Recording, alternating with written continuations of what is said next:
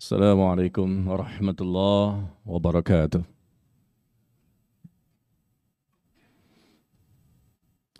Innal hamdalillah nahmaduhu wa nasta'inuhu wa nastaghfiruh wa na'udzu billahi min shururi anfusina wa min sayyiati a'malina.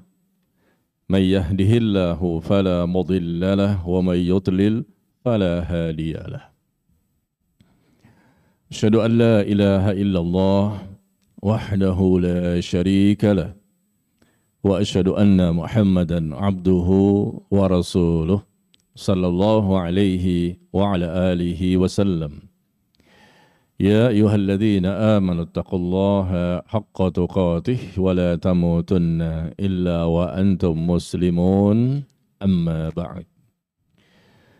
Jemaah sekalian yang berbahagia, kita mulai dengan kalimat syukur kepada Allah Jalla wa'ala. Alhamdulillah, pada kesempatan sore hari ini kita kembali bertemu dan melanjutkan kajian kita dengan pembahasan yang lain. Ya, tematik dengan saya. Hari ini kita akan membahas tentang penghalang-penghalang untuk bisa mendapatkan hidayah. Ya, apa saja penghalang-penghalang? Karena kita setiap hari meminta hidayah kan? Ihdinas siratal mustaqim. Ya Allah, berikanlah kepada kami hidayah. Berikan kepada kami hidayah menuju jalanmu yang lurus. Minimal 17 kali. Dari subuh sampai isya. Belum lagi qabliyah ba'diyah. Belum lagi duha dan witir dan lain-lain. Belum lagi di luar salat. Bisa jadi ini doa yang paling banyak kita ucapkan selama hidup di dunia. Kalimat ihdinas siratal mustaqim, karena hidayah merupakan modal kita yang terbesar untuk bisa menjadi orang yang mendapatkan ampunan Allah, rahmat, keberkahan dan lain-lain. Ya, dan mendapatkan dunia maupun akhirat, modalnya hidayah. Dan ternyata hidayah yang kita minta, hidayah yang kita inginkan selalu kita dapatkan, ternyata tidak semua orang yang bisa mendapatkannya. Karena mereka sendiri yang melakukan sesuatu perbuatan sehingga terhalang untuk bisa mendapatkan hidayah. Allah memberikan hidayah kepada siapapun yang Allah kehendaki. Iya, memang itu jelas Allah lah pemberi hidayah. Tetapi Allah juga melihat siapakah hambanya itu yang mau untuk mendapatkan hidayah. Dan kita tidak bisa memberikan hidayah kepada orang yang kita cintai sekalipun. Tetapi Allah melihat siapa di antara hamba Allah ini yang punya niat, tekad, semangat, usaha, ikhtiar yang maksimal untuk bisa mendapatkan hidayah. Nanti Allah kasih. Allah bantu. Allah tahu isi hati seseorang. Siapa di antara hamba ini? Wallahu alimun bidzatis sudur. Allah Maha mengetahui apa yang dibisikkan oleh hati seseorang. Rabbukum a'lamu bima fi nufusikum. Allah itu mengetahui apa yang dibisikkan oleh hati kita. Ya, demikian. Jadi ketika seseorang itu memang memiliki penghalang-penghalang untuk mendapatkan hidayah, maka jangan salahkan Allah. Karena ternyata merekalah yang melakukannya. Sama seperti doa kan. Doa bisa kita panjatkan kapan saja. Tapi ternyata tidak semua orang yang terkabulkan doanya. Karena dia punya penghalang untuk terkabul doa. Sama seperti hidayah. Begitu juga taubat. Ada orang yang bertobat, tetapi dia melakukan penghalang-penghalang untuk diterimanya taubat. Akhirnya taubatnya pun tidak diterima. Ya, demikian, mari kita akan lihat kurang lebih ada 10 poin, 10 alasan yang kita ketahui, kita kumpulkan, dan kita buat artikelnya, dan nanti antum bisa lihat di sosial media saya, di Telegram ya, bukan di Instagram, tapi di Telegram. Nanti sebentar lagi saya posting. Ada 10 poin ya, penghalang-penghalang untuk mendapatkan hidayah. Dan sebelum diposting barangkali kita memberikan sedikit muqaddimah.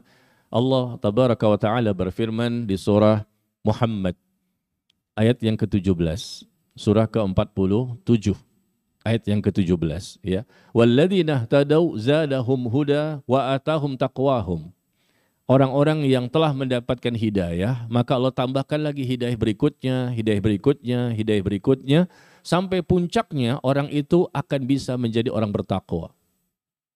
Orang bertakwa itu karena dia paling banyak mendapatkan hidayah. Ya, kembali. Walladzina tadau zadahum huda wa atahum taqwahum. Orang-orang yang telah mendapatkan hidayah, Allah tambahkan kembali hidayah berikutnya. Begitu banyak hidayah-hidayah yang diberikan, karena memang dia berusaha untuk bisa mendapatkan hidayah. Tidak ada penghalang. Akhirnya puncaknya, dia bisa menjadi orang bertakwa. Target kita di akhirat ingin bisa masuk ke dalam surga. Target kita di dunia sampai mati, ingin bisa menjadi orang bertakwa. Dan istiqomah di atas ketakwaan. Di atas Quran dan sunnah Nabi SAW. Ya, jadi marilah kita hilangkan penghalang-penghalang ini. Jangan sampai kita hanya mengucapkan ihdinas siratal mustaqim, ihdinas siratal mustaqim. Atau mungkin dari orang-orang kafir. Orang-orang kafir yang tidak mau masuk Islam. Pasti mereka ada punya penghalang-penghalang. Sehingga Allah tidak pilih mereka untuk diberikan hidayah masuk Islam. Atau kaum muslimin yang mereka punya penghalang-penghalang. Sehingga Allah pun tidak berikan mereka hidayah sunnah. Hidayah ilal Islam, mereka sudah dapatkan dari kecil mereka, dari lahir mereka sudah muslim. Tetapi tidak mendapatkan hidayah yang mengantarkan mereka bisa memahami cara beragama sebagaimana Rasul SAW dan para sahabatnya. Taib ya, karena waktu kita terbatas, sekarang saya akan posting di Telegram saya, mudah-mudahan antum punya Telegram ya, di Telegram Najmi Umar Bakar, untuk memudahkan saja, supaya kita punya artikel dan bisa dibaca dan dibahas bersama, dan nanti antum di rumah bisa baca kembali ya, dan tidak usah mencatat karena dikhawatirkan kalau dicatat barangkali ada yang terlewatkan, mungkin ada yang kurang ya. Baik. Sudah dilihat? Sudah masuk? 10. Yang baru saya posting ada 5. Silakan ikhwan dan akhwat melihat ya. Nanti kita posting kembali lanjutannya nomor 6 sampai nomor 10. Penghalang untuk bisa mendapatkan hidayah yang sebetulnya sangat mudah. Yang pertama apa? Penghalang pertama karena menolak hidayah. Karena lemahnya ilmu kebodohan tentang agama Islam. Orang itu bodoh. Orang itu tidak berilmu. Sehingga akhirnya terhalang untuk mendapatkan hidayah. Dan kebanyakan orang-orang seperti ini, karena kebodohan. Kalau kita berilmu, insya Allah peluang yang sangat besar untuk bisa mendapatkan hidayah. Hidayah itu apa? Hidayah itu petunjuk, hidayah itu ilmu, hidayah itu kebenaran, hidayah itu pengetahuan. Bimbingan dari Allah Tabaraka wa Ta'ala. Harus ada niat, tekad dan semangat. Di hatinya sudah ada. Kalau seseorang itu semakin bodoh, semakin tidak mengerti tentang agama ini, tidak mau belajar, tidak datang ke majelis ilmu, tidak mau kembali kepada Quran dan Sunnah, maka lihat hidayahnya semakin berkurang. Pasti itu. Qul hal yastawil ladzi ya'lamun wal ladzina la ya'lamun? Allah menyebutkan apakah sama orang yang mengetahui dengan orang yang tidak mengetahui? Apakah sama orang yang berilmu dengan orang yang tidak berilmu? Tidak mungkin sama. Orang yang berilmu pasti dia akhirnya bisa mengetahui berbagai macam hal. Semakin banyak ilmu tentang agama dengan ilmu yang benar, dia akan mendapatkan hidayah. Apa itu? Berupa ilmu, kebenaran, pengetahuan, bimbingan, arahan dari Allah. Cara memahami agama pun semakin mudah dia dapatkan. Dan ini kita lihat, umumnya orang-orang kafir itu, mereka tidak mau mempelajari Islam, tidak mau mendengarkan. Sehingga mereka mengatakan bahwa Islam itu agama yang ekstrim, yang keras segala macam. Karena mereka belum mengetahui, belum mempelajari, belum melihat langsung dari Quran dan Sunnah. Mungkin mereka orang kafir ini melihat dari oknum-oknum yang ada dalam Islam. Itulah Islam, bukan. Oknum-oknum yang jelek. Padahal kalau mereka ingin mempelajari sehingga mereka bisa mengetahui langsung sumbernya Islam, Quran dan Sunnah, insya Allah mereka pun akhirnya semakin menemukan kebenaran. Ya, jadi bodoh itu penyebab terhalangnya kebanyakan dari orang-orang kafir untuk masuk Islam. Mereka tidak mengenal Islam dengan baik, ditambah dengan memusuhi dan rasa benci kepadanya. Dan kebodohan ini juga yang menyebabkan orang-orang yang mengaku sebagai Muslim telah membenci syariat Islam, memusuhi pembelanya, dan mencintai musuh-musuhnya.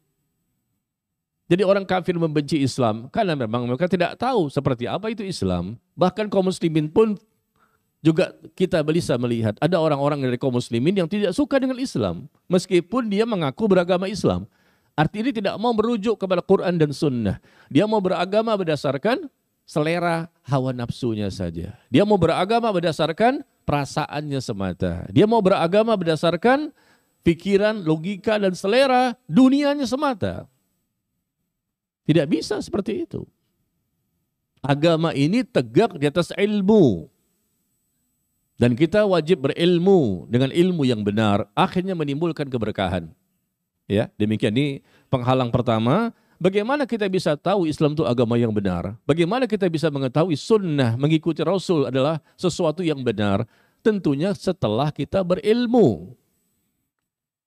Semakin tidak mau belajar, semakin tidak mau merubah dirinya, mengupgrade, ya, menjadi lebih baik, datang ke majelis ilmu, membaca Quran, baca buku-buku agama, mendengarkan di YouTube atau apa saja diusahakan, ya, untuk menghilangkan kebodohan-kebodohan yang ada pada diri kita. Ustadz masih belajar, ulama masih belajar, Nabi pun masih belajar pada waktu itu.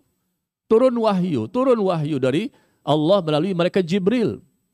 Dan malaikat Jibril mengajarkan kepada Nabi SAW, membacakan dan sekaligus menjelaskan maksud dari ayat yang diturunkan. Sehingga Rasul pun bisa memahami dan menjelaskan kembali kepada umat.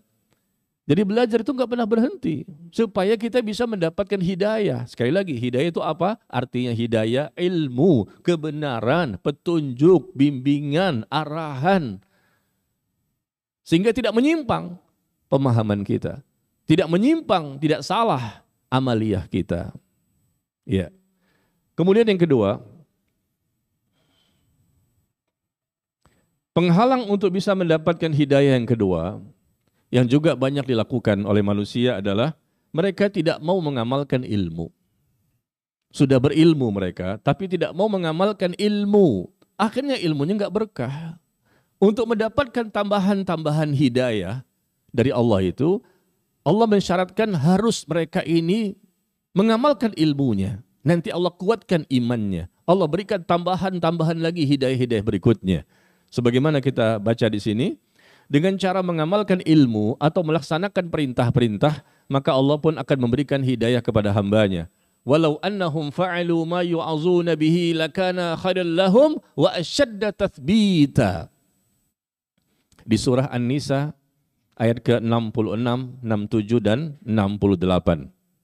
Ya, An-Nisa 66, 67 dan 68. Allah menjelaskan, sekiranya mereka itu benar-benar sungguh-sungguh melaksanakan perintah demi perintah, kewajiban dari kewajiban yang Allah perintahkan untuk dikerjakan, lakukan semua yang wajib-wajib, amalkan ilmu yang sudah dipahami. Niscaya, kata Allah, itu lebih baik bagi mereka dan akan lebih menguatkan iman.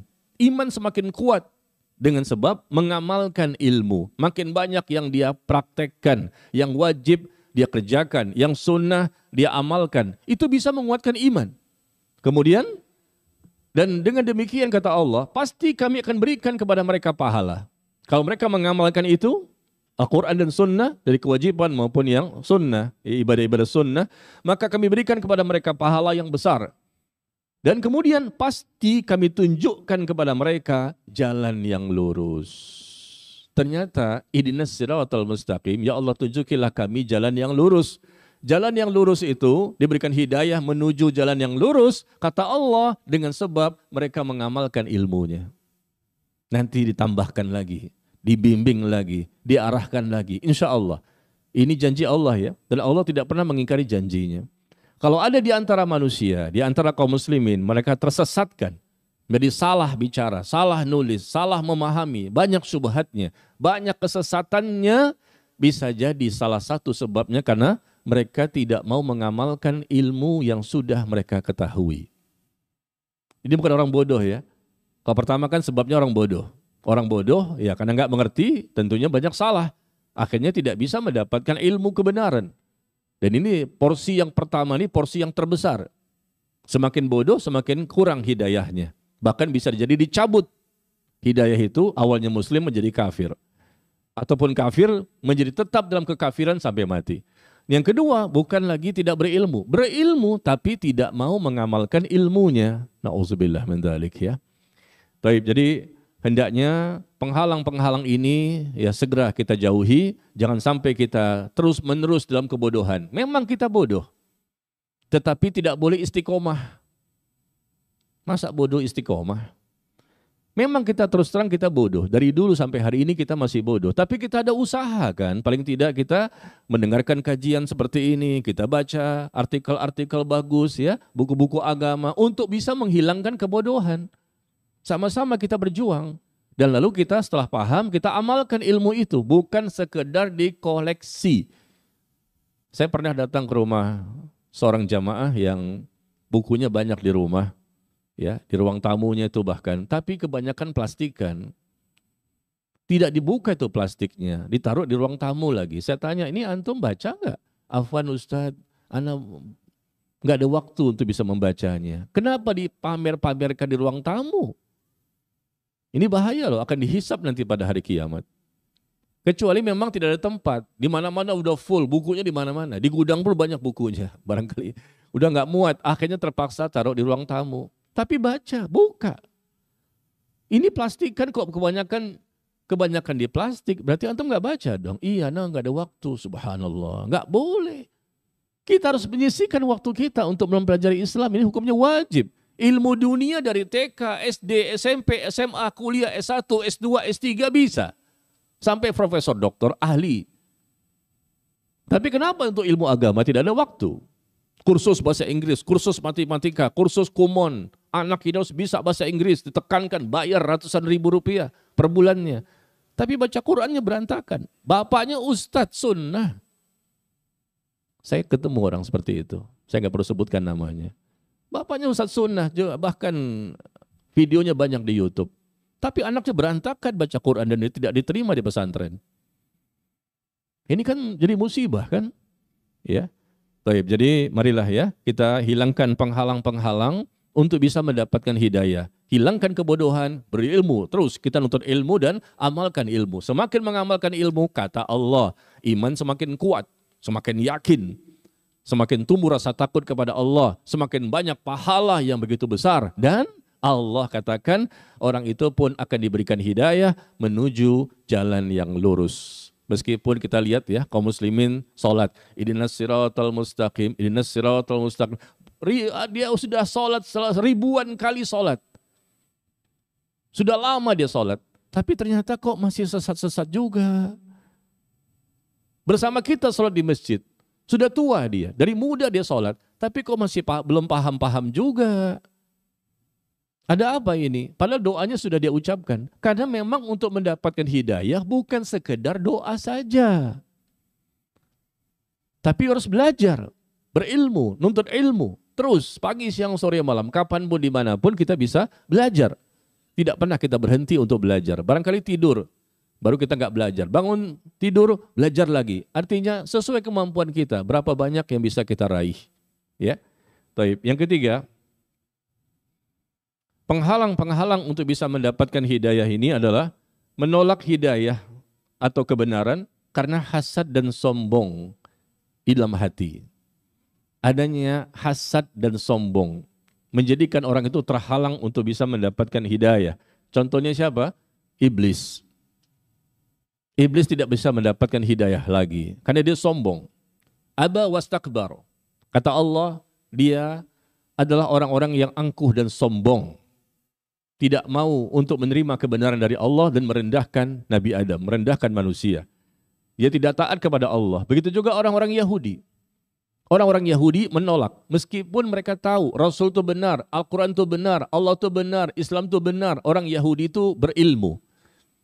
Pada waktu itu sampai hari ini, mereka tahu Islam itu agama yang benar, Rasul itu benar, Al-Quran itu benar. Tapi karena sombong yang ada di hatinya, diungkapkan dengan lisan dan perbuatan. Akhirnya mereka tidak bisa mendapatkan hidayah, tetap dalam keyahudiannya, tetap dalam agama Yahudinya, sampai mati kafir. Di surah Al-Fatihah kita baca siratal ladzina an'amta alaihim ghairil maghdubi alaihim waladdallin. Ya Allah, berikan kepada kami hidayah menuju jalanmu yang lurus. Jalannya orang-orang yang telah engkau berikan nikmat kepada mereka. Bukan jalannya orang yang engkau murkai, dan bukan juga jalan orang yang sesat. Yang dimurkai siapa? Yahudi. Yang sesat siapa? Nasrani. Kenapa dibedakan seperti itu? Al-maghdubi alaihim itu Yahudi yang dimurkai. Karena mereka tahu, mereka berilmu tapi tidak mau mengikuti ilmunya. Karena sombong dan hasad. Adapun Nasrani adalah orang-orang yang semangat untuk beribadah. Semangat untuk mengamalkan ilmu. Tapi mereka tidak punya ilmu.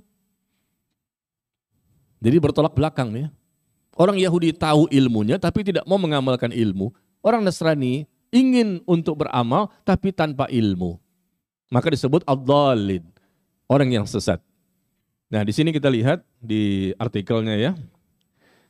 Bagaimana Allah menyebutkan di surah Al-Baqarah ayat 146. Alladzina atainahumul kitab ya'rifunahu kama ya'rifuna abna'ahum. Orang Yahudi dan Nasrani itu, Yahudi dan Nasrani yang telah mendapatkan kitab Taurat dan Injil, mereka mengenal Nabi Muhammad SAW seperti mereka mengenal anak-anak mereka sendiri. Dan sesungguhnya ada sebagian di antara mereka menyembunyikan kebenaran padahal mereka telah mengetahuinya. Mereka tahu Rasul benar karena tercantum dalam Taurat, ada di Injil, nama Rasul siapa, kitab sucinya apa namanya, agamanya apa, lengkap di mana dia berhijrah sampai ke Yasrib, sampai ke Madinah. Makanya orang Yahudi berhijrah ke Madinah menunggu datangnya Nabi yang baru, yang dia perkirakan Nabi itu akan berasal dari kalangan mereka. Ternyata bukan, dari kalangan bangsa Arab. Udah paham mereka, ya'rifuna.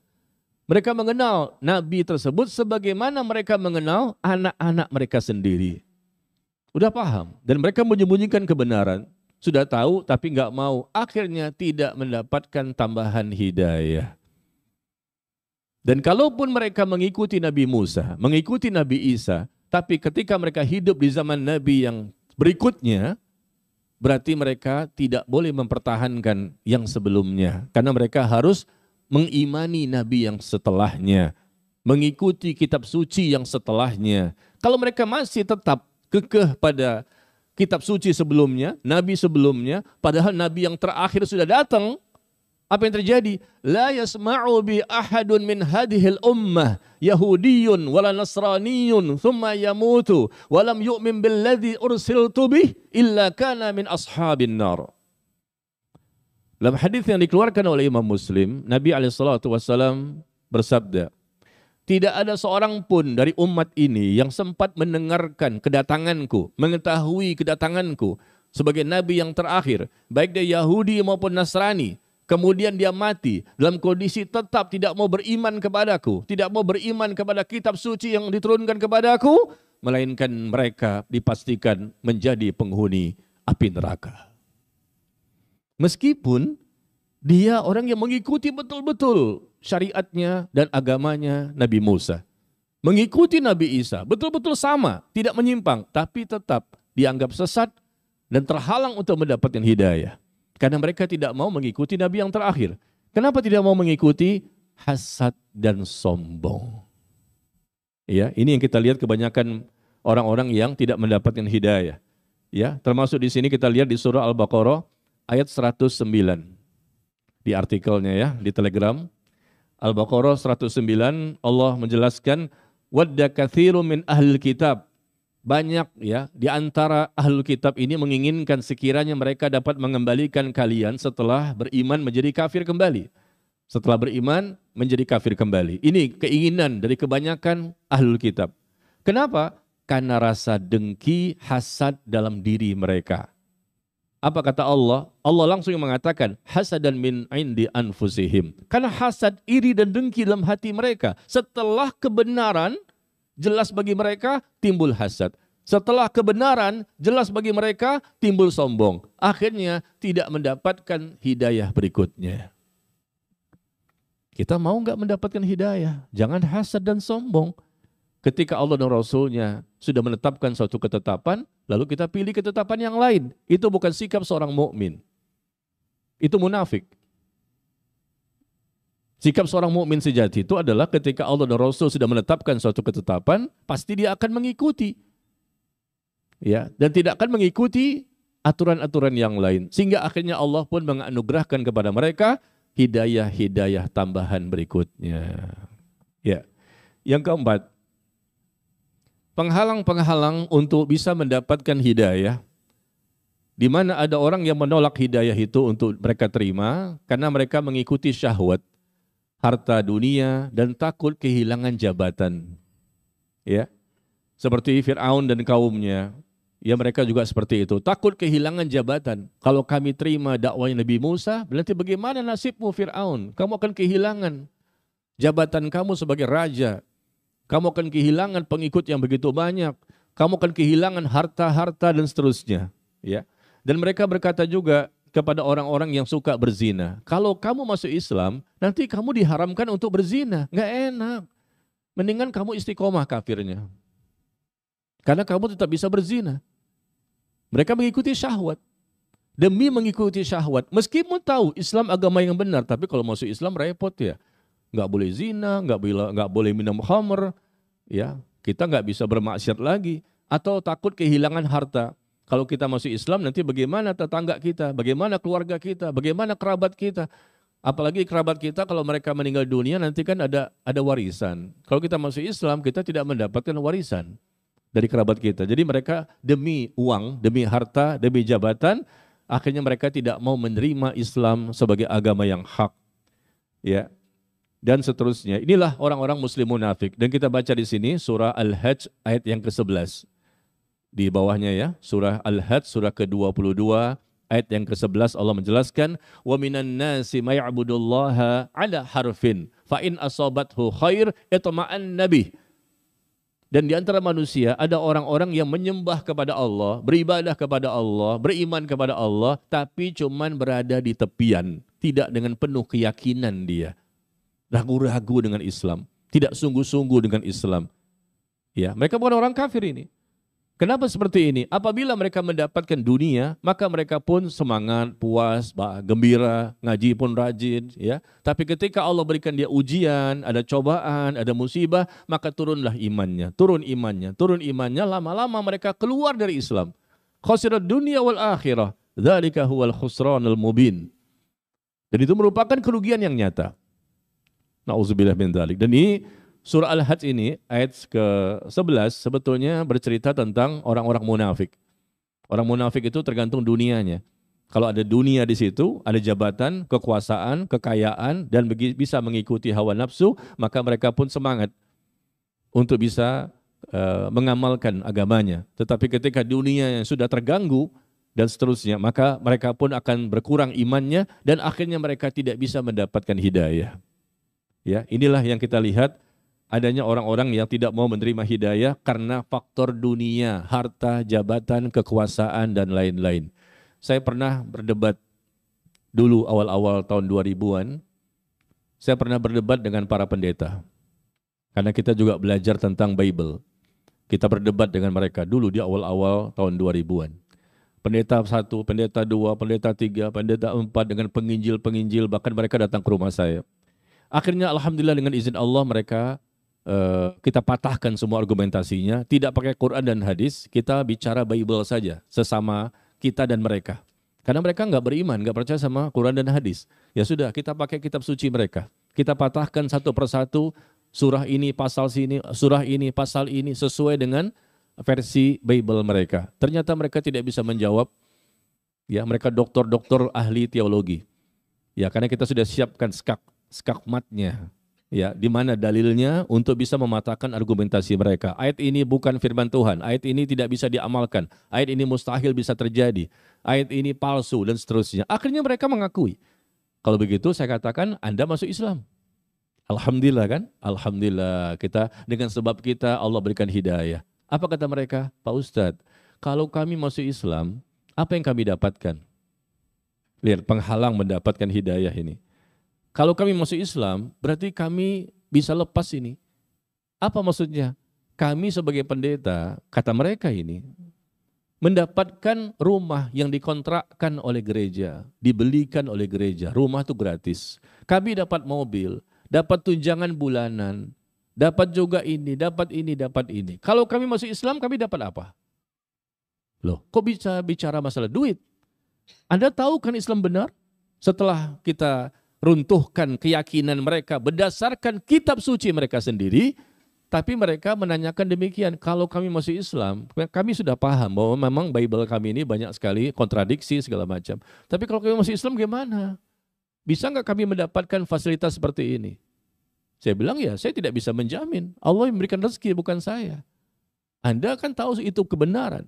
Dan harus ikuti apapun resikonya. Ini masalah keselamatan dunia akhirat. Allah pemilik langit dan bumi pasti akan menolong hambanya. Tapi ternyata mereka tidak semudah itu memasuki Islam. Dan mereka tidak mau mengucapkan 2 kalimat syahadat. Gara-gara apa? Takut kehilangan uang, rumah, mobil, insentif dari pihak gereja. Demi Allah, ini kejadian beberapa pendeta yang kita datangi dulu di awal-awal tahun 2000-an. Sesuai dengan apa yang kita bahas ini. Mereka tidak mau, meskipun mereka sudah tahu. Sudah seperti cahaya matahari yang sangat terang benderang. Kita sampaikan kisah para rasul, pasal 2 ayat 36. Kita sampaikan kitab imamat, pasal 11 ayat 7. Kita sampaikan Yohanes pasal ini. Kita berikan beberapa dalil-dalil untuk bisa meyakinkan mereka bahwa memang sudah bobrok, banyak kontradiksi, banyak yang tidak masuk akal. Ini bukan firman Allah, banyak sekali kepalsuan dan lain. Akhirnya mereka percaya. Akhirnya, pada akhirnya dengan izin Allah. Tapi untuk masuk Islam, nah ini memang butuh hidayah dari Allah. Termasuk ada penginjil datang ke rumah saya. Berdebat dari jam 9 sampai zuhur, 3 jam, penginjil gereja. Saya sampaikan tidak pakai Quran dan hadis. Percuma, karena mereka nggak beriman kepada Quran dan hadis. Kita pakai Bible mereka saja.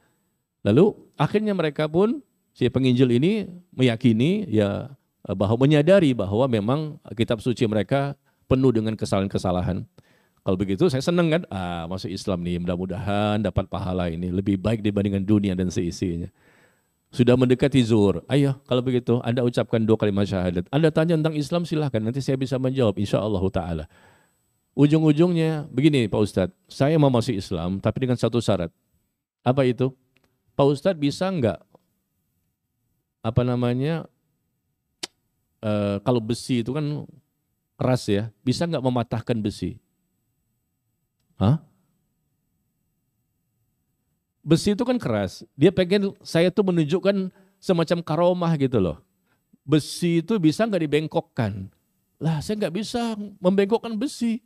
Besi itu keras. Nah kalau Pak Ustadz bisa menunjukkan karomah, kelebihan. Kalau Nabi kan mukjizat. Kalau kita kan bukan istilahnya kan karomah. Saya nggak bisa membengkokkan besi. Itu kan besi kan keras sekali. Nah kalau begitu saya nggak jadi masuk Islam. Dibuat-buat alasan-alasan. Padahal sebelumnya mereka sudah mengakui agama mereka itu salah. Dan untuk mengetahui salah dan benarnya kan berdasarkan kitab suci mereka. Iya, dan begitulah ya kurang lebih. Jadi sesuai dengan apa kita bahas ini, bahwa karena faktornya apa? Mengikuti syahwat atau harta dunia, atau takut kehilangan jabatan, kekuasaan, dan kekayaan, dan seterusnya. Berikutnya yang keberapa? Yang kelima ya. Penghalang untuk mendapatkan hidayah yang kelima, tidak mau mengikuti hidayah atau kebenaran karena dianut oleh musuhnya. Dia punya musuh yang dia benci, ternyata musuhnya itu masuk Islam. Atau ada orang yang tidak mau mengikuti sunnah Nabi SAW karena ada musuh dia yang ternyata mengikuti sunnah. Saya nggak mau masuk ikut sunnah. Kenapa? Ada orang yang saya benci di situ. Sebetulnya kan nggak ada hubungan. Ini masalah pribadi masing-masing, nafsi nanti di akhirat. Tapi karena dia musuh sama seseorang, ya, akhirnya dia tidak mau atau memusuhi suatu kaum dan seterusnya. Jadi kita lihat di sini bagaimana orang-orang Yahudi ketika datang Nabi SAW sebagai Nabi yang terakhir dan ternyata dia tidak mau mengikuti agama Islam ini dan tidak mau mengikuti Rasulullah. Ya di antaranya karena hasad, iri, dengki, sombong, dan juga karena musuhnya mereka dari kaum Ansor ternyata masuk Islam. Kalau kami masuk Islam nanti kami bertemu dong dengan musuh kami yang kemarin. Ya enggak deh kalau begitu. Nah ini penghalang. Allah sudah berikan jalan yang mudah. Fa'alhamaha fujuraha wa taqwaha. Kami ilhamkan kepada mereka. Ini jalan kebaikan, ini jalan keburukan. Tapi ternyata mereka tidak mau mengikuti gara-gara ada musuhnya di situ. Ya, jadi yang salah siapa? Inna hadainahus sabil imma syakiran wa imma kafura. Sesungguhnya kami telah memberikan hidayah kepada manusia. Semua manusia sudah mendapatkan hidayah awal dengan caranya Allah. Orang kafir semuanya sudah mendapatkan hidayah. Kaum muslimin juga sudah dapat hidayah semuanya. Tetapi kemudian ternyata ada di antara mereka ada orang yang mau merespon untuk mendapatkan tambahan hidayah berikutnya. Dan ada juga yang tidak mau mendapatkan hidayah berikutnya, dia kufur. Coba lihat di surah Al-Insan. Al-Insan surah ke-76, ya, surat ke-76 ayat kedua, ketiga, dan keempat. Bagaimana Allah mengatakan sesungguhnya kami telah memberikan hidayah kepada manusia menuju jalan yang lurus. Semua manusia mendapatkan hidayah menuju jalan yang lurus. Tetapi imma syakiran wa imma kafura, di antara mereka ada yang berusaha untuk mendapatkan tambahan berikutnya. Karena hidayah bukan satu. Kita butuh triliunan hidayah. Ya, kalau mereka tidak mau merespon, tidak mau berusaha, dan ada penghalang-penghalangnya, ya sudah, sampai di situ hidayahnya. Dan ada juga yang bersyukur, artinya mereka merespon, berusaha maksimal, melakukan berbagai macam kiat-kiat untuk bisa mendapatkan hidayah berikutnya. Akhirnya ditambahkan. Jadi hukum asalnya semua sudah mendapatkan hidayah ya. Jadi kalau ada orang kafir mengatakan, kami belum dapat hidayah, nantilah kalau kami dapat hidayah, baru kami masuk Islam. Salah. Menurut kami, sebagai kaum muslimin, Anda sudah mendapatkan hidayah, yang mengatakan Allah langsung. Tetapi Anda tidak mau merespon untuk mendapatkan tambahan hidayah berikutnya. Ya, sehingga Anda pun akhirnya tetap dalam kekafiran. Sama seperti kaum muslimin. Mereka sudah mendapatkan hidayah, sudah mendengarkan ceramah, sudah membaca artikel-artikel, sudah mendengarkan pengajian-pengajian. Tapi mereka tidak mau mengikuti sunnah. Cara beragama yang benar. Kata mereka nantilah kalau kami sudah dapat hidayah. Anda sudah dapat hidayah. Tetapi tidak mau mengikuti cara beragama, mengikuti Rasulullah dan para sahabat. Bukan Anda tahu dalilnya, ayatnya, hadisnya ya. Tetapi karena kepentingan-kepentingan sekali lagi, karena dunianya, hawa nafsunya ya, dan lain-lain, akhirnya mereka tidak mau mengikuti hidayah. Taib, sekarang saya akan posting kembali lanjutan yang ke-6 dan ke-10 di Telegram ya. Silakan Bapak Ibu, ikhwan dan akhwat melihat lanjutan artikel ini di Telegram saya, Telegram Najmi Umar Bakar. Mudah-mudahan antum punya aplikasinya ya. Ya, sudah saya posting. Lanjutan nomor 6 sampai 10, penghalang-penghalang untuk bisa mendapatkan hidayah. Yang ke-6, adanya teman yang buruk agamanya.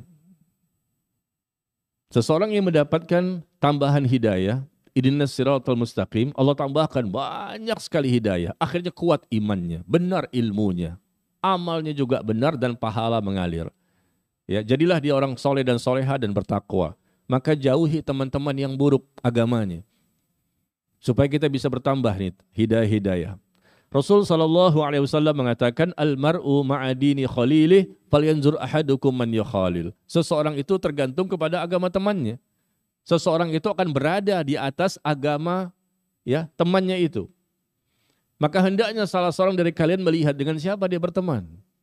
Salah teman akhirnya menjadi penghalang mendapatkan hidayah. Karena teman itu mengajak kita kepada kemaksiatan, kemungkaran, kesesatan, penyimpangan. Jangan salah teman. Apalagi teman yang sangat dekat, sahabat karib, sangat kental, paling dekat dengan kita. Enggak boleh sembarangan. Karena Rasul mengatakan seseorang itu akan berada di atas agama teman dekatnya. Bukan kita yang mewarnai mereka, lalu mereka yang mewarnai kita. Ar-rajul ala dini khalilih. Seseorang itu akan berada di atas agama teman dekatnya. Maka lihat dengan siapa dia berteman, agama teman dekatnya itu. Kalau dia berteman dengan orang-orang yang memang dekat kepada agama, benar pemahamannya, insya Allah kita kecipratan. Kita menjadi lebih baik. Rasa takutnya dia juga kepada Allah kita lihat, bagaimana kehati-hatian dia, bagaimana semangat dia untuk beribadah dan mengikuti kajian-kajian majelis taklim di mana-mana, kan begitu. Tapi kalau teman dekat kita yang paling dekat justru ya banyak sekali dosa dan kemaksiatan, ya tentunya besar peluang nanti kita akan mengikuti mereka. Demikian. Yang ketujuh, Penghalang untuk bisa mendapatkan hidayah ini adalah orang yang taklid buta, ikut-ikutan. Ikut-ikutan dengan kebiasaan, budaya, agama, dan tradisi nenek moyang. Ya, ikuti nenek moyang, akhirnya nggak dapat hidayah. Ya, karena dia merasa nenek moyangnya itu segala-galanya, sebagaimana Nabi dan Rasul. Padahal nenek moyang kita, bapak-bapak kita, kakek-kakek kita, bukan kita menjelekkan. Ya tidak semuanya di antara kita yang memang mereka itu belajar. Tidak semuanya mereka itu mempelajari ilmu secara serius. Tidak semua di antara mereka yang mendapatkan hidayah Islam dan hidayah sunnah. Ya, kalau taklid buta, apa kata tokoh agamanya, apa kata kiainya, tidak tahu dalil apapun, pokoknya. Nah, akhirnya terhalang dia untuk mendapatkan ilmu kebenaran. Kita baca di sini. Firman Allah di surah Az-Zukhruf. Ya, di surah Az-Zukhruf ayat ke-23. Az-Zukhruf itu surah ke-43 ya. Ayat ke-23. Allah menjelaskan bahwa wa kadzalika ma arsalna min qablika fi qaryah min nadhir, dan demikianlah kami tidak mengutus sebelummu seorang pemberi peringatan pun dalam suatu negeri, melainkan orang-orang yang hidup mewah di negeri itu akan mengatakan, sesungguhnya kami mendapati nenek moyang kami menganut suatu agama. Dan sesungguhnya kami pengikut jejak-jejak mereka. Rasul mendakwahkan kepada mereka, orang-orang kafir Quraisy pada waktu itu, mereka menjawabkan demikian. Orang-orang mewah ini, biasanya orang-orang yang hidupnya kaya, ya, mereka ini biasanya menjadi orang yang paling banyak sekali untuk menolak kebenaran-kebenaran. Karena merasa dia sudah cukup, sudah kaya, maka mereka ingin supaya menyesuaikan dengan hawa nafsunya. Mereka mengatakan sesungguhnya kami mendapati nenek moyang kami menganut suatu agama. Maka kami ini mengikuti mereka, taklid. Dan tidak mau meninggalkan tradisinya, budayanya, adat istiadatnya, atau agama nenek moyangnya. Karena mereka taklid buta kepada generasi-generasi terdahulu. Dan kita lihat bagaimana firman Allah berikutnya di surah Al-Ma'idah. Al-Ma'idah 104 di bawahnya ya. Wa idza qila lahum ta'alu ila ma anzalallah wa ila ar-rasul qalu hasbuna ma wajadna alaihi aba'ana awalau kana aba'uhum la ya'lamuna syai'an wa la yahtadun. Kata Allah, dan apabila dikatakan kepada mereka, yuk mari kita mengikuti apa yang diturunkan oleh Allah dan mengikuti Rasul. Ayo kita kembali pada Quran dan Sunnah dengan pemahaman yang benar. Mereka mengatakan, hasbuna, cukup bagi kami apa yang kami dapati dari nenek moyang kami mengerjakannya. Kami enggak mau mengikuti Anda, meskipun Anda begitu banyak dalilnya. Kami enggak akan mau mengikuti. Cukup bagi kami apa yang kami dapatkan dari kiai kami, ustadz kami, nenek moyang kami, dan seterusnya. Kata Allah, apakah kamu tetap akan mengikuti nenek moyang, sedangkan nenek moyang itu tidak mendapatkan hidayah. Dan mereka juga bukan orang yang berilmu. Kenapa masih diikuti? Karena taklid buta. Taklid ikut-ikutan tanpa mau membuka hatinya untuk berdiskusi, mencari kebenaran. Pokoknya apa kata orang-orang sebelumnya, apa kata pemuka agama di lingkungannya, dan seterusnya. Ini menjadi sebab penghalang yang besar juga ya di negeri kita ini, di masyarakat kita ya. Coba kalau kita sampaikan, ya maka mereka mengatakan dari dulu seperti ini, antum kan belum lahir udah ada seperti ini. Loh, kita katakan masalahnya bukan itu Pak. Perbuatan seperti ini disyariatkan enggak? Dalilnya ada enggak? Contohnya ada enggak? Tuntunannya ada enggak? Ya, akhirnya mereka mengatakan orang-orang dahulu lebih berilmu dibandingkan kamu. Kamu anak kemarin sore. Ya, ini bukan masalah tua atau muda, masalah dulu atau sekarang. Masalahnya kita bicara agama. Ketika bicara agama, maka kita wajib kembalikan kepada tolak ukur kebenaran untuk kita bisa sepakati, yaitu Quran dan Sunnah. Kan seperti itu. Gampang sebetulnya, tapi kalau memang sudah taklid buta, dan Allah sudah menjelaskan di sini, ini bukti di zaman Nabi pun seperti itu. Hasbuna, cukup bagi kami apa yang kami dapatkan dari nenek moyang kami. Meskipun mereka nggak punya dalil. Yang punya apa? Dalih. Bukan dalil, dalih. Alasan-alasan ini dibuat-buat. Ya, apa salahnya? Ini kan baik. Meskipun dalil nggak ada, Agama kami nggak perlu dalil, yang penting baik. Tuh, agama kami, kita pemahaman agamanya bukan berdasarkan dalil, tapi berdasarkan ini baik menurut kami, menurut tokoh-tokoh agama kami dan seterusnya, ya. Demikian. Jadi kisah-kisah di zaman Rasul itu ternyata terbukti, terulang kembali di zaman sekarang ketika kita mendakwahi orang lain. Ya, sekarang yang ke-8. Yang ke-8, apa penghalang-penghalang untuk bisa mendapatkan hidayah? Adanya orang-orang yang takut dicela. Takut dicela, takut dijauhi, takut diasingkan, kan begitu. Nanti kalau saya masuk sunnah gimana? Nanti kalau saya masuk Islam gimana? Takut dikucilkan, diboikot, dicela, dijauhi, atau mungkin mereka gengsi. Gengsi dengan kedudukan mereka dan lebih mencintai keluarganya, kaumnya, kampung halamannya sehingga mereka pun tidak mau berhijrah. Ya. Tatkala Rasulullah SAW mengajak Abu Thalib. Abu Thalib ini diajak untuk melafazkan kalimat la ilaha illallah. Di detik-detik terakhir kehidupan Abu Thalib, mudah-mudahan dia bisa mengucapkan kalimat itu. Tapi ternyata apa terjadi?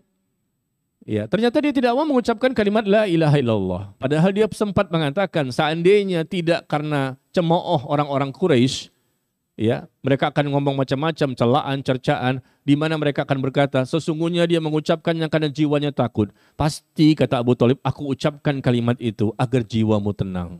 Abu Thalib ingin mengucapkan kalimat la ilaha illallah. Tapi dia takut dengan celaan orang-orang Quraisy. Nanti mereka bagaimana? Akan mencela saya, mencemooh saya, menghina saya. Nah, ini hadis yang dikeluarkan oleh Imam Muslim. Abu Thalib ini memiliki kedudukan yang tinggi di tengah-tengah kaumnya. Maka sebagai keturunan Bani Hashim, ia merasa perlu untuk menjaga wibawa dan marwah sukunya. Ia gengsi dan takut dicela oleh kaumnya yang telah memposisikannya sebagai orang yang tinggi kedudukannya. Langsung ini ucapan dia. Kalau saya mengikuti keinginan kamu mengucapkan kalimat itu, nanti bagaimana? Mereka akan mencemooh saya. Takut. Akhirnya terhalang sampai mati tetap kafir. Tidak mau mengucapkan kalimat la ilaha illallah. Padahal banyak sekali ya kontribusi dia membantu Rasulullah di awal-awal ketika mendakwakan Islam. Ya. Dan seperti ini juga ada di tengah-tengah masyarakat. Takut dicela. Nanti kalau kita mengikuti kajian sunnah gimana? Nanti apa kata masyarakat? Nanti apa kata dunia? Kita kembalikan bagaimana kata akhirat. Kan begitu. Nggak usah pedulikan dunia. Capek kita. Setiap hari ada orang yang benci dan memusuhi kita. Nggak mungkin kita disukai oleh semua orang. Seluruh dunia suka sama kita, nggak mungkin. Itu orang gila namanya. Orang gila, nggak mungkin akan tercapai. Pasti ada orang yang tidak suka sama kita. Baik dia orang kafir, mungkin ada yang nggak suka. Mungkin kaum muslimin juga. Bahkan sama-sama ngaji sunnah nih. Sama-sama teman kita, ikhwan kita. Ada juga yang nggak suka sama kita. Ya begitulah. Padahal kita sudah berlaku baik dengan mereka. Kalaupun kita salah, kita minta maaf. Tapi tetap mereka gak suka sama kita. Ya, na'udzubillah min dzalik. Begitulah, karena memang hidayah itu mahal ya. Tidak bisa kita beli di pasar. Dan di Blok M Square ini pun gak ada dijual hidayah. Kalau ada di lantai bawah dijual hidayah, saya pertama yang membelinya. Andai kata dibeli hidayah itu dengan harga berapapun, kita akan mau membelinya. Tapi gak bisa. Hidayah berupa ilmu, kebenaran, dalil, keterangan, oke, baca, dengar, lihat, dipahami. Tapi untuk membuka pintu hati, itu nggak bisa. Hanya Allah yang mampu melakukannya. Yang ke-9, penghalang untuk bisa mendapatkan hidayah adalah karena pengikut.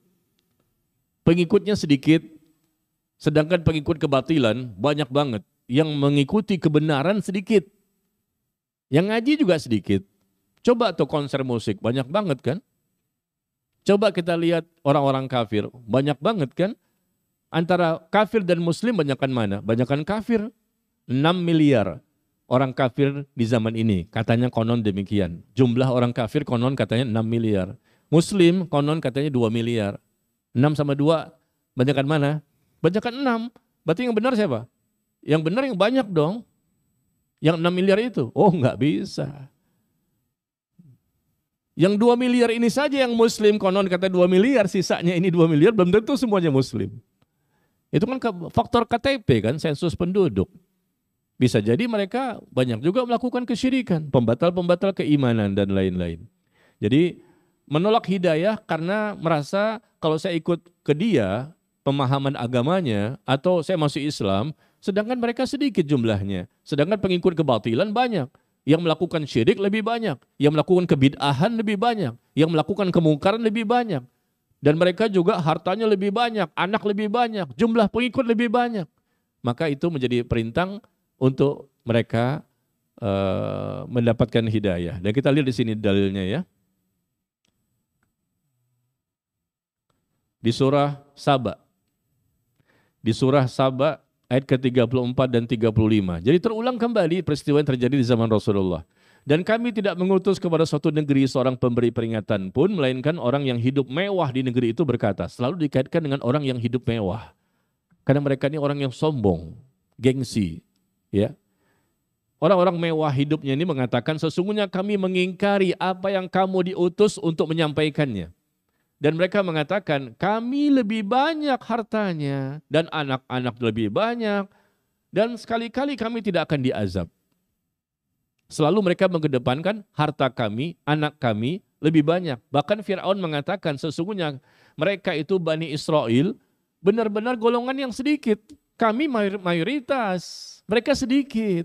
Akhirnya mereka menolak kebenaran. Nabi Musa menyampaikan ditolak. Rasulullah menyampaikan ditolak. Hari ini pun kita menyampaikan Islam yang sesuai sunnah Nabi SAW, tidak sedikit kaum muslimin yang menolak. Kenapa? Kamu ini berbeda banget sih dengan umumnya kaum muslimin. Nah gitu kan. Oh ini nggak boleh. Ini syirik, ini bid'ah. Itu banyak kaum muslimin yang melakukannya. Karena melihat kita jumlahnya minoritas. Dan memang ahlus sunnah wal jamaah sampai hari kiamat akan selalu minoritas.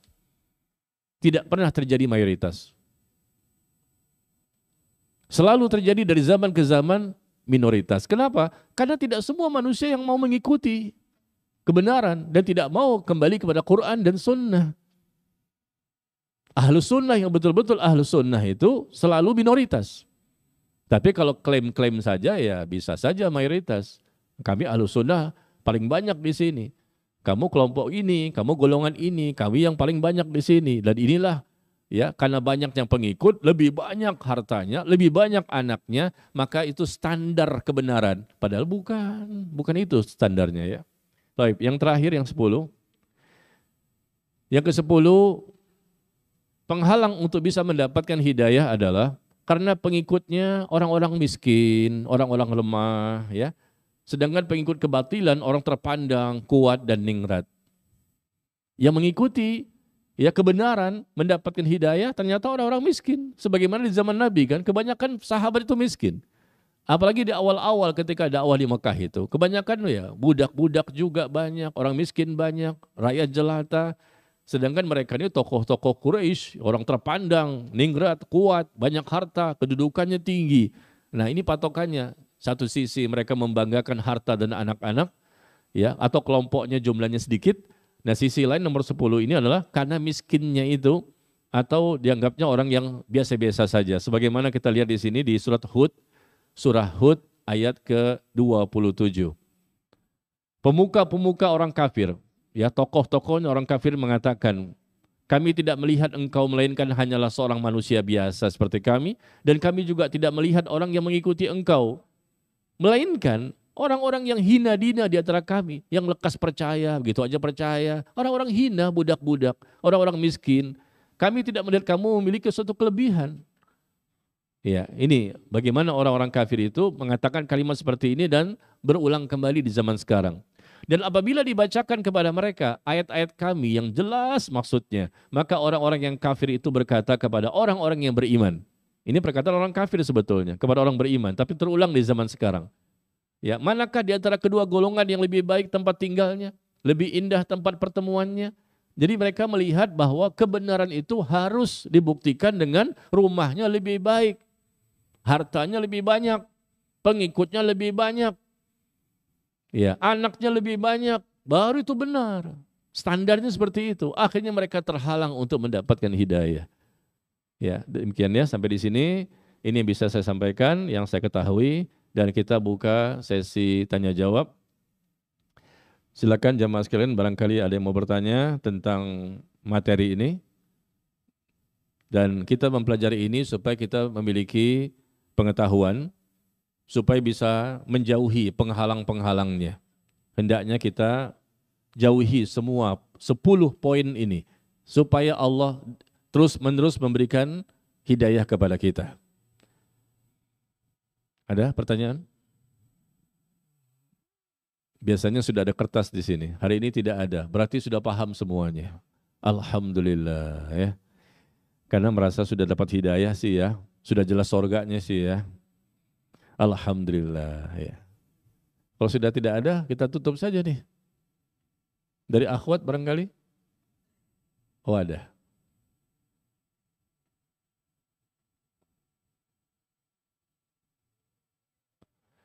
Biasanya akhwat yang suka bertanya. Kalau ikhwan jarang bertanya. Karena ikhwan lebih tinggi ilmunya.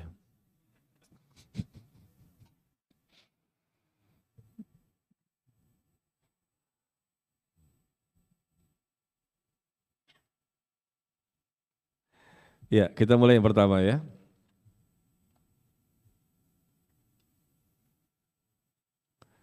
Pertama, bagaimana agar tidak jatuh ke lubang yang sama? Apa maksudnya? Bagaimana agar tidak jatuh ke lubang yang sama? Lubang apa nih? Lubang semut. Iya, artinya kepada suatu kemaksiatan barangkali ya. Pertanyaan singkat ini. Jadi Ustaz harus mikir lubang yang mana ini? Supaya kita tidak jatuh kepada lubang yang sama, lubang yang salah maksudnya kan gitu. Lubang dosa, kemaksiatan, penyimpangan dan segala macam. Berarti kita pertama membaca doa, banyak-banyak berdoa kepada Allah minta diberikan hidayah agar tidak jatuh kembali kepada dosa. Yang kedua, kita berlindung kepada Allah dari gangguan syaitan dan mengikuti hawa nafsu yang selalu mendorong manusia kepada kesalahan. Yang ketiga, hendaknya kita berteman dengan teman-teman yang baik, ya. Yang keempat, hendaknya kita menjadi orang yang berilmu. Semakin banyak ilmu, insya Allah kita akan terhindar jatuh kepada lubang yang sama. Sering menghadiri majelis ilmu, ya. Sering kita belajar, sering kita ini berdiskusi barangkali, ya, punya wawasan yang luas, insya Allah. Yang namanya manusia memang kadang-kadang jatuh bangun.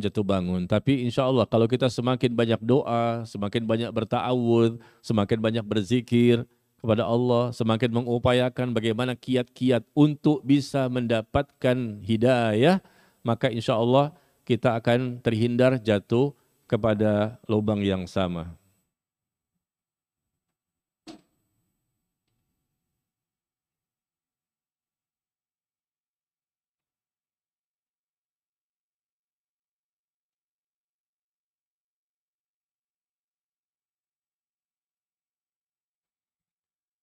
Ya, berikutnya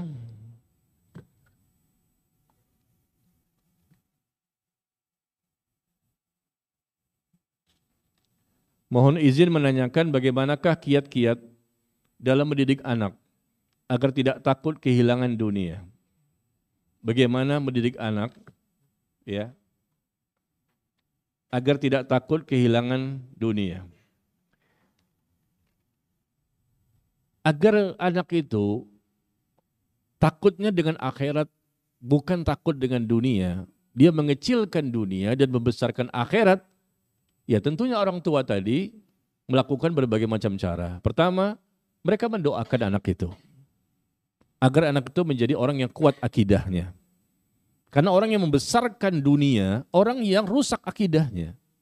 Kuatkan akidahnya, kuatkan tauhidnya, kuatkan keyakinannya. Insya Allah, dia akan membesarkan akhirat dan mengecilkan dunia. Dunia bukan segala-galanya.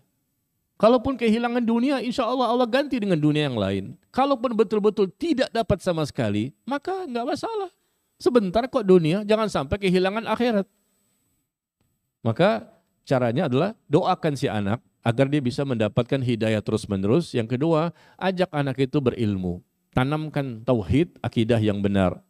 Ya, untuk selalu mengecilkan dunia. Karena dunia bukan segala-galanya. Kita butuh dunia, iya, karena kita sedang hidup di dunia. Tapi kita tidak menjadikan dunia ada di hati kita. Letakkan dunia di tangan kita dan letakkan akhirat berada di hati kita. Insya Allah kita akan semakin kuat. Anak kita juga demikian. Tidak takut kehilangan dunia.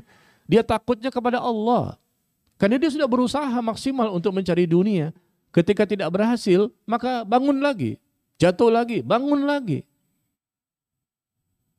Allah akan berikan kemudahan-kemudahan. Yang penting dia bertakwa. Kalau bertakwa selesai semua urusan. Enggak mungkin Allah akan menyulitkan kita dalam mencari dunia ini. Jangan takut dengan dunia, takut kepada akhirat, takut kepada Allah. Kalau kita masih punya rasa takut di hati kita dengan dunia, gimana dunia, maka kita enggak bisa mendapatkan istiqomah. Keistiqomah itu bagi orang yang di hatinya untuk akhirat saja. Bagi orang yang hatinya bersih. Tidak bisa kita menjadi orang yang khusyuk kalau dunia nomor satu di hati kita. Jadi seperti itu, anak ini didoakan, kemudian dinasihati, didakwahi, dan juga jadikan dia sebagai orang yang berilmu, beriman, dan paham tentang hakikat kehidupan dunia yang sementara, tidak lama, dan pasti ditinggalkan. Ajak mereka ngaji, jangan ibu dan bapaknya saja yang ngaji. Anaknya kagak ngaji. Padahal mereka Sabtu Ahad libur. Bawa anaknya, bawa suaminya, bawa istrinya. Untuk ngaji sama-sama. Supaya mereka tidak cinta kepada dunia secara berlebihan. Ya. Dan kemudian juga pasti berikan atau carikan kepada dia teman-teman yang baik, teman-teman yang soleh. Dan lakukan sebab-sebab untuk mendapatkan hidayah. Saya akan kasih tahu ya. Silakan jamaah sekalian lihat di artikel Telegram saya atau di Instagram saya. Ada artikel yang berjudul sebab-sebab untuk mendapatkan hidayah.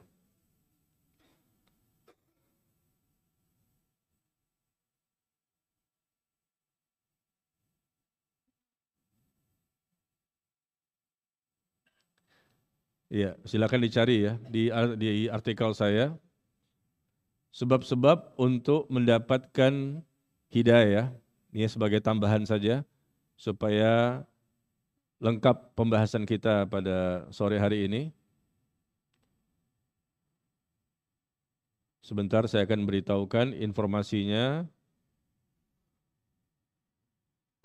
Sebab-sebab untuk mendapatkan hidayah selama di dunia senantiasa ya kita dapatkan.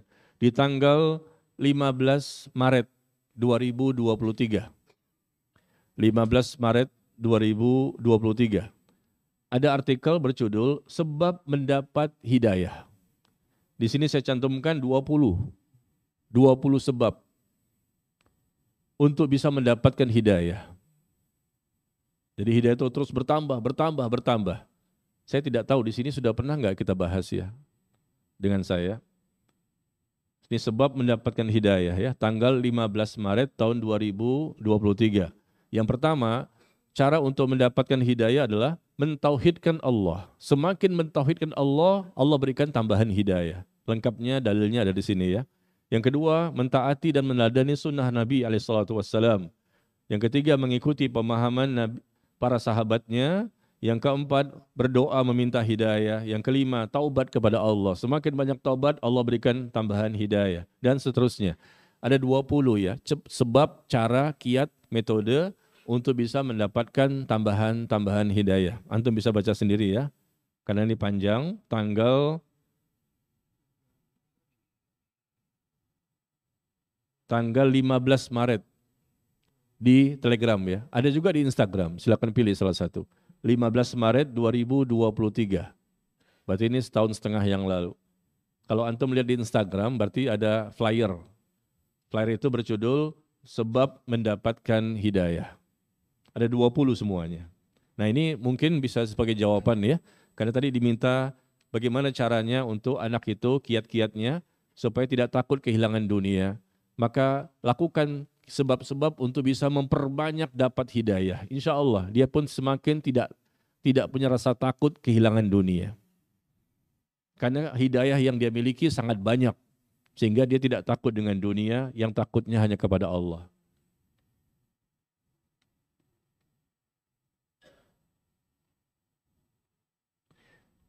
Pak Ustadz, terkait tradisi 3 hari, 7 hari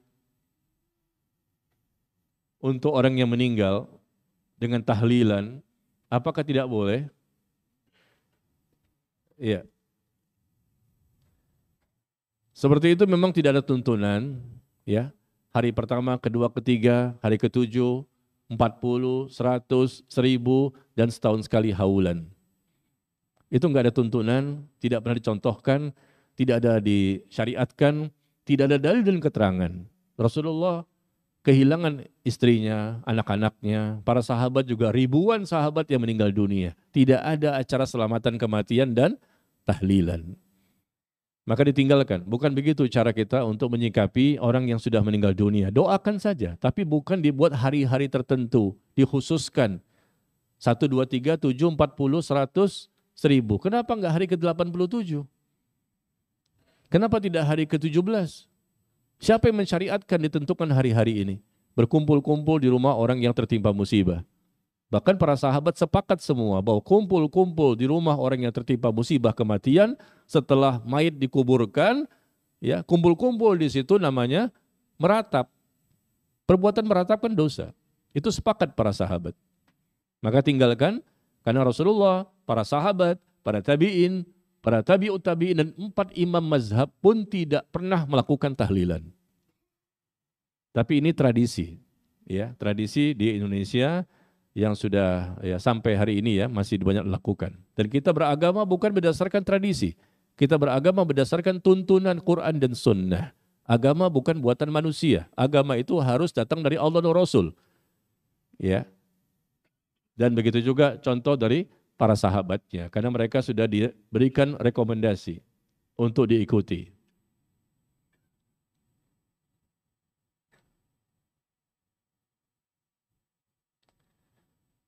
Kemudian, Pak Ustadz, jika kita mendoakan teman kita yang Nasrani agar mendapatkan hidayah untuk memeluk agama Islam, apakah bisa terkabul? Ya kenapa tidak? Jika Allah berkehendak mengabulkan doa kita, bisa saja dengan sebab kita orang itu mendapatkan hidayah.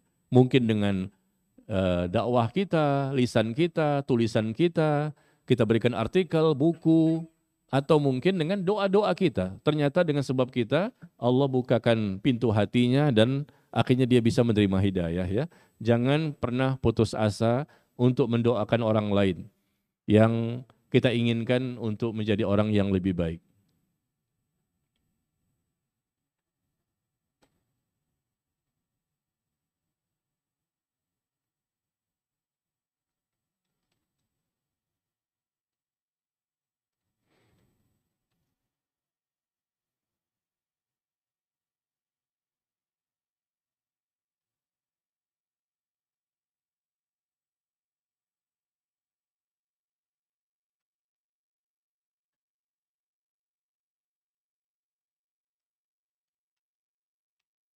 Ya, saya pilih-pilih ya, karena banyak sekali pertanyaan di luar tema sebetulnya ini. Bahkan ini yang lebih dahsyat, 1 halaman full. Dan dia sebut di atasnya, maaf di luar tema. Memang, nggak usah ditulis pun saya tahu. Memang sudah di luar tema. Bayangkan antum, Ustadz, saya sedih banget lihat masjid ini kok jadi kotor, banyak sampah-sampah.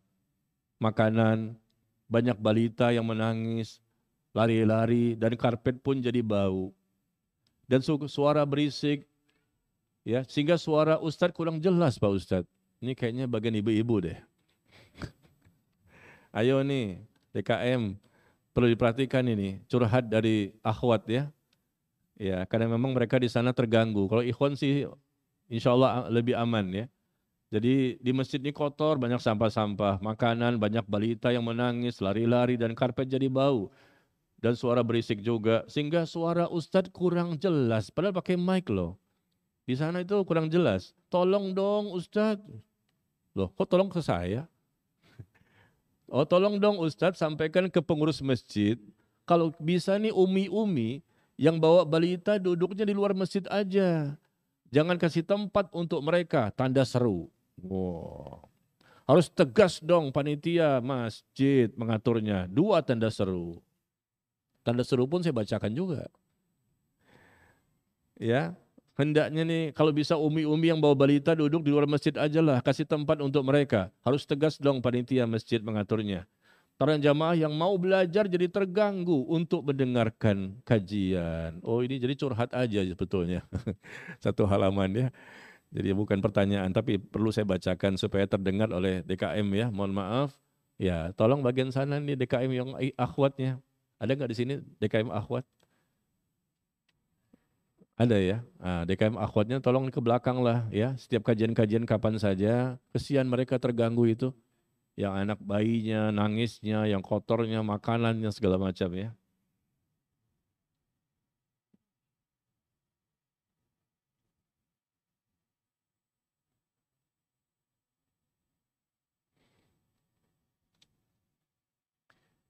Kemudian mana yang lebih baik bagi akhwat dalam menuntut ilmu? Hadir di majelis tanpa mahram atau di rumah melalui media yang tersedia? Mana yang lebih baik bagi akhwat? Bagi akhwat wajib untuk datang ke majelis ilmu, bukan lewat YouTube atau Zoom. Kecuali kalau ada uzur. Ya, maka mereka lewat Zoom atau YouTube atau Instagram dan lain-lainnya, bukan dengan sosial media. Kalau memang bisa datang, datang. Karena wajibnya itu kepada muslim dan muslimah, ikhwan maupun akhwat dimanapun. Selama dia muslim, kewajibannya sama. Sama-sama datang di majelis ilmu. Kecuali kalau sholat fardu. Kalau sholat fardu wanita di rumah, ikhwan di masjid. Khusus untuk sholat fardu dari subuh sampai isya ya. Wanita di rumah. Tapi kalau menuntut ilmu, sama. Kewajibannya sama. Sama-sama datang ke masjid. Dan mereka bukan musafir kan, sama-sama tinggal di Jakarta. Ya kecuali mereka datang dari Bandung nih ke Jakarta. Ah itu harus dengan mahram. Dengan mahram. Kalau mereka sama-sama tinggal di Jakarta, datang di masjid ini ya, maka tidak mesti dengan mahram. Insya Allah ya, karena mereka bukan musafir. Tapi kalau sampai keluar kota tentunya bersama musafir ya. Jadi tetap akhwat tidak boleh menuntut ilmu di rumah. Kalau memang ada peluang, ada waktu, ada kesempatan untuk bisa datang ke masjid. Karena perintahnya adalah majelis ilmu itu di masjid, bukan di rumah, bukan di hotel, bukan tempat-tempat yang lain. Masjid kita lebih utamakan. Ya, talabul ilm fardhu ala kulli muslim. Menuntut ilmu itu wajib bagi setiap muslim. Kata Rasul kan begitu. Bagi setiap muslim, baik laki-laki maupun yang perempuan. Maka akhwat datang ke masjid. Yang penting bisa menjaga, ya, menjaga jangan sampai mengganggu yang lain. Hati-hati, zalim dosa besar mengganggu orang yang sedang menuntut ilmu. Orang tua dosa. Ketika anaknya dibiarkan saja mengganggu, nggak tertib, yang nangis, yang ini dan itu, ya bahkan sampai mengotori masjid, mereka berdosa itu. Meskipun mereka datangnya karena Allah, tapi kan jangan sampai menzolimi pengurus masjid, menzolimi juga teman-teman yang lain ya. Tolong ini diperhatikan. Jadi di mana saja akhwat bisa datang ke majelis ilmu, barangkali di masjid, barangkali majelis ilmu di rumah, barangkali karena khusus untuk wanita saja, ada ustadznya di situ, maka tetap ya itu lebih diusahakan, lebih diprioritaskan. Tapi kalau emang nggak bisa, mungkin sakit, mungkin ada uzur-uzur yang lain, maka terpaksa memilih Zoom atau YouTube atau Instagram atau Facebook dan lain-lain.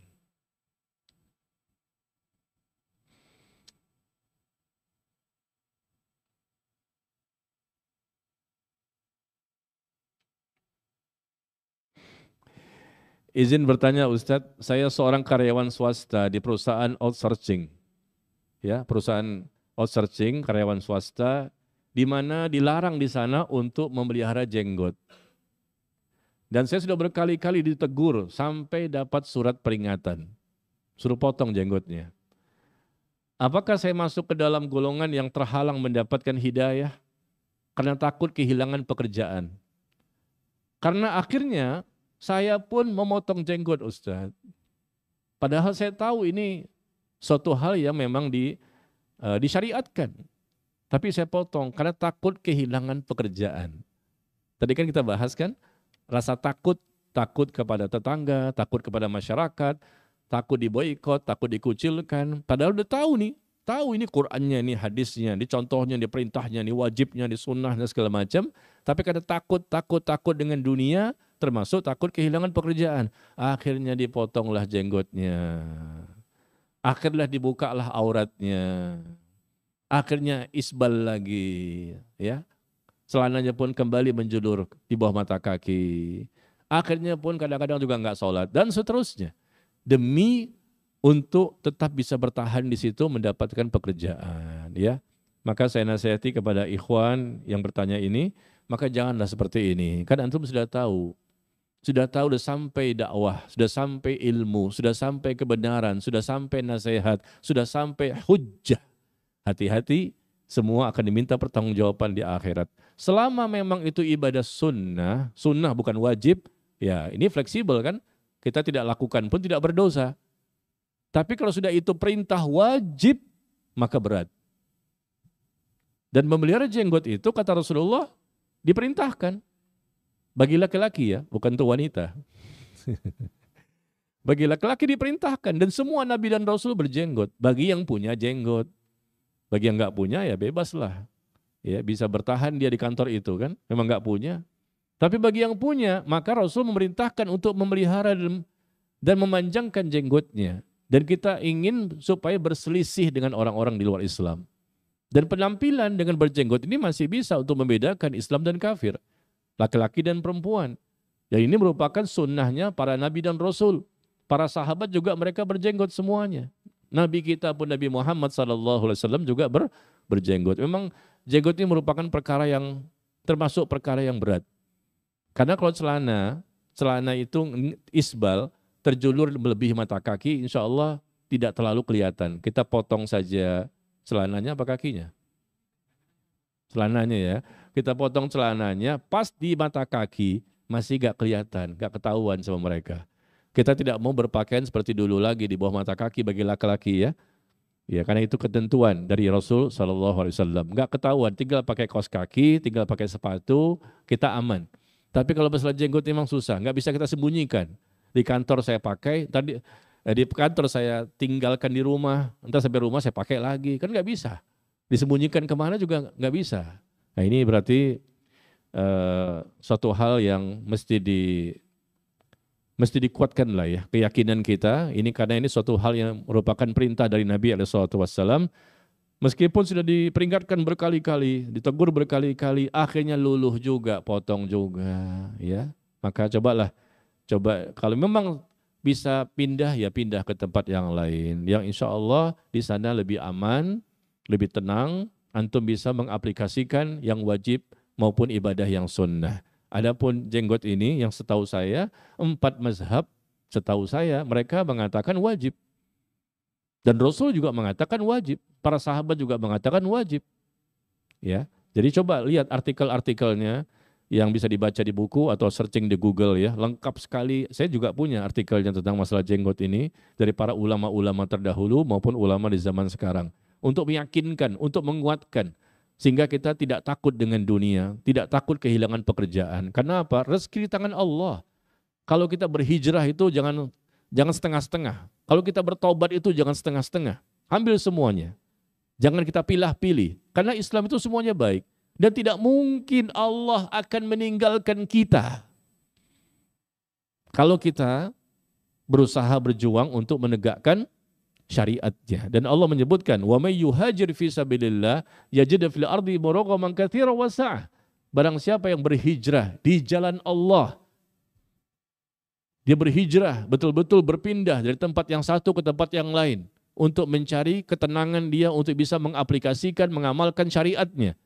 Dia berhijrah menjadi tempat yang baru, yang lebih aman untuk dia bisa beribadah dan menegakkan syariat. Barang siapa berhijrah di jalan Allah karena Allah, yajid fil ardi muragaman katsiran wa sa'ah. Niscaya kata Allah, dia akan dapatkan tempat hijrah di bumi ini, tempat hijrah yang sangat luas, dia bisa pindah ke tempat yang lain pekerjaannya dan dia akan mendapatkan rezeki yang banyak. Ya, ini janji Allah di surah An-Nisa ayat yang ke-100. Ya, An-Nisa ayat ke-100. Bahwa ketika kita berhijrah karena Allah, di jalan Allah, ikuti syariat. Maka niscaya dia akan mendapatkan di muka bumi ini tempat hijrah yang luas. Dia bisa pindah ke tempat yang lain. Di sini nggak bisa, ya sudah. Ya, kecilkan dunia. Masalahnya pokok dari semua dosa dan kesalahan apa? Cinta dunia yang berlebihan. Ra'sul khati'ah, hubbud dunia, ra'sul khati'ah. Cinta dunia yang berlebihan itu pokok asal usulnya semua dosa dan kesalahan. Selama cinta dunia yang berlebihan tidak ada di hati kita, maka insya Allah aman. Kita akan terus bisa belajar, tetap bisa kita mengamalkan apapun yang sudah kita pahami. Tapi selama cinta dunia masih berlebihan, saya katakan berlebihan ya, karena kita pada dasarnya boleh mencintai dunia. Artinya kita suka dengan pakaian baru, kita suka dengan motor baru, boleh kan? Itu kan cinta dengan dunia. Kita suka dengan mobil baru, yang penting jangan istri yang baru. Ya enggak? Boleh enggak sih istri baru? Boleh ya?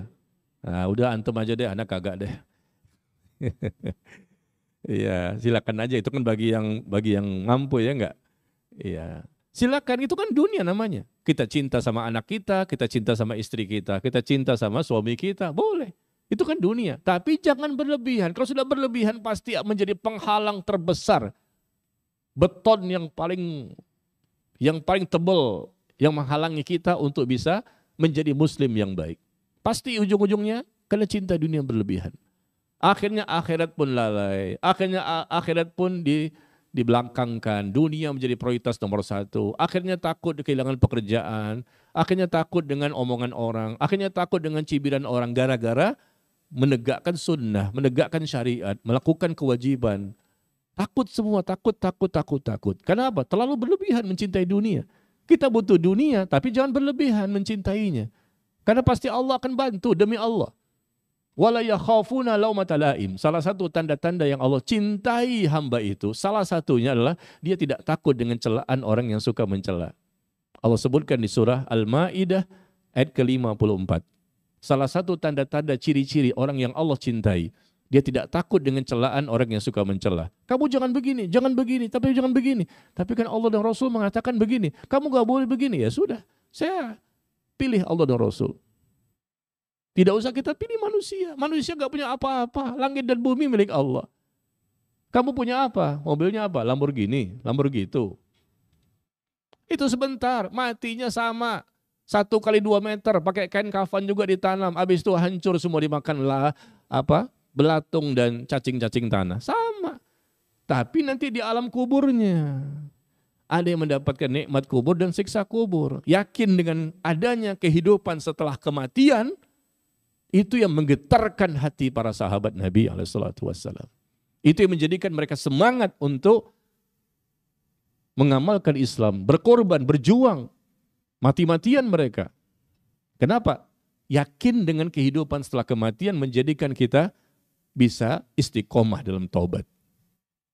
Yakin dengan kehidupan setelah kematian menjadikan kita mudah bersegera bertaubat dan mudah untuk mempertahankan apa yang kita yakini. Yakin adalah modal segala kebaikan.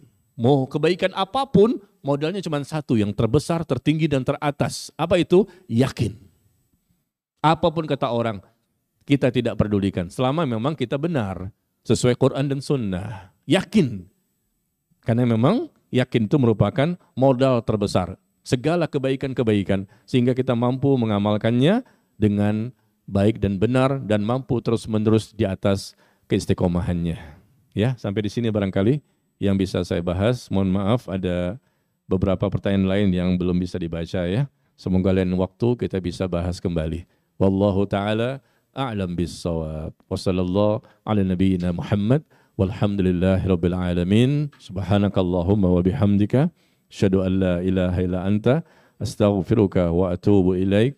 Wassalamualaikum warahmatullahi wabarakatuh.